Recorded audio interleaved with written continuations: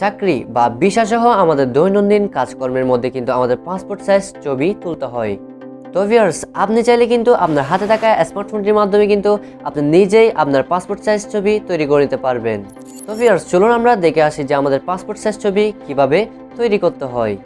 ওকে, তো ভিউয়ার্স, এই মুহূর্তে আমরা সরাসরি চলে আসলাম আমাদের মোবাইল ফোন স্ক্রিনের মধ্যে। আমরা যখন আমাদের পাসপোর্ট সাইজ ছবি তৈরি করব, এর জন্য আমাদের প্রথমত যে কাজটি করতে হবে সেটা হচ্ছে আমাদের সর্বপ্রথম একটা ছবি তুলে নিতে হবে। ছবি তোলার সময় আপনাকে যে দিকগুলো মনে রাখতে হবে সেটা হচ্ছে আপনি যখন ছবি তুলবেন সেক্ষেত্রে লাইটটা কিন্তু আপনার উপর সুন্দরভাবে প্রতিফলিত করতে হবে, যাতে কিন্তু আপনি যখন ছবি একটা তোলেন তখন কিন্তু আপনার ছবির রূপটা কিন্তু অনেক সুন্দর আসে। ছবি তোলার সময় আপনি যেভাবে স্টুডিওতে বসে ছবি তোলেন ঠিক সেভাবে আপনি কিন্তু একটা সুন্দরভাবে ছবি তুলে নেওয়ার পর আমরা সরাসরি আমাদের মোবাইল ফোন থেকে যে কোনো একটা ব্রাউজার ওপেন করে নিব। সো আমি ক্রোম ব্রাউজারটি ওপেন করার পর দেন আপনাদের এখানে সার্চ বক্সে লিখতে হবে remove.bg। আমি আপনাদের আবারও বলছি remove.bg। এটা লিখে যখন আমরা চার্জ দিব তাহলে আপনাদের সামনে আপলোড ফটো বলে একটা অপশন চলে আসবে। সো এটার উপর যখন ক্লিক করব আমরা যে ছবিটা তুলেছি এই মুহূর্তে সেটা কিন্তু আমাদের এইখানটার মধ্যে শো করাবে। সো ওইটার উপর ক্লিক করার সাথে সাথে আমাদের একটু আপলোডিং হবে, দেন হচ্ছে আমাদের এই ছবিটার ব্যাকগ্রাউন্ড কিন্তু রিমুভ হয়ে যাবে।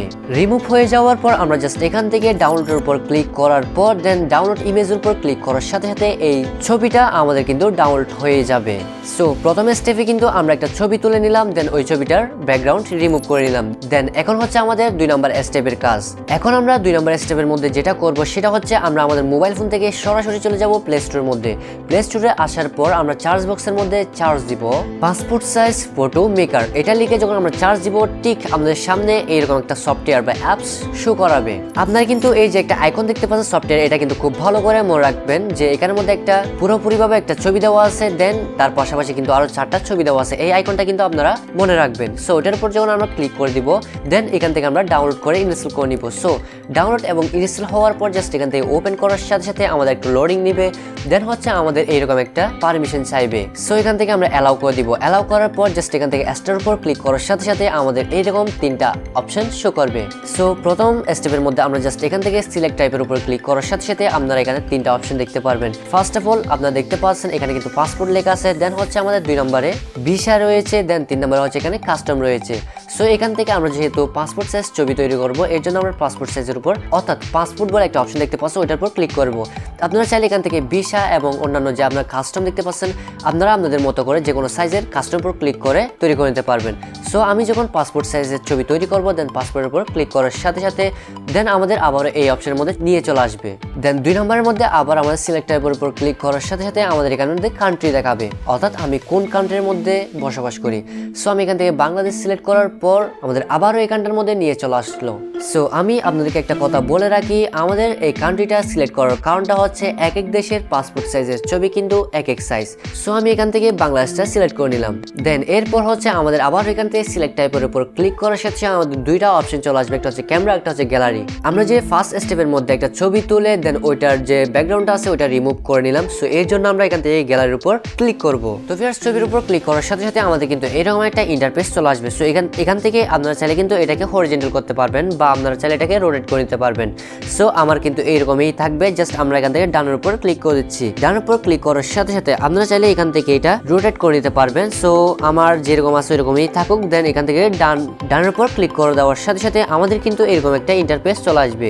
সো আমাদের ছবিটা ক্রপ করতে বলতেছে, অর্থাৎ আমাদের ছবিটা যতটুকু লাগবে অর্থাৎ যত অংশ পর্যন্ত আমরা নিতে চাই তত অংশ এটা সিলেক্ট করতে বলতেছে। সো আমি এটা সিলেক্ট করে দিচ্ছি, আপনারা দেখতে পাচ্ছেন। তো ভিউয়ার্স, আমাদের সিলেক্ট হওয়ার পর জাস্ট এখান থেকে ডানের উপর ক্লিক করার সাথে সাথে আপনারা দেখতে পারবেন আমাদের সামনে কিন্তু একটা অ্যাডস চলে আসলো। যদি অ্যাডটা এসে থাকে তাহলে জাস্ট এখান থেকে উপর থেকে আমরা ক্রসের উপর অথবা ক্যান্সেলের উপর ক্লিক করার সাথে সাথে এটা কিন্তু চলে যাবে। সো আমাদের সামনে কিন্তু আপনারা ছবিটা দেখতে পাচ্ছেন শো করতেছে। দেন আমাদের ছবির ব্যাকগ্রাউন্ড যদি হোয়াইট অথবা সাদা কালার হয়ে থাকে তাহলে কিন্তু এখান থেকে জাস্ট ডানের উপর ক্লিক করে দিব। আর যদি আমাদের ছবির ব্যাকগ্রাউন্ড কালারটা যদি ব্লু অথবা নীল হয়ে থাকে জাস্ট এখান থেকে বিজি চেঞ্জার ওটার উপর ক্লিক করার সাথে সাথে আপনারা এখানে দেখতে পারবেন বিজি কালার বলে একটা অপশন রয়েছে। সো ওইটার উপর যখন ক্লিক করে দিচ্ছি তাহলে আপনারা দেখতে পারবেন এখানে কিন্তু অনেক কালার রয়েছে।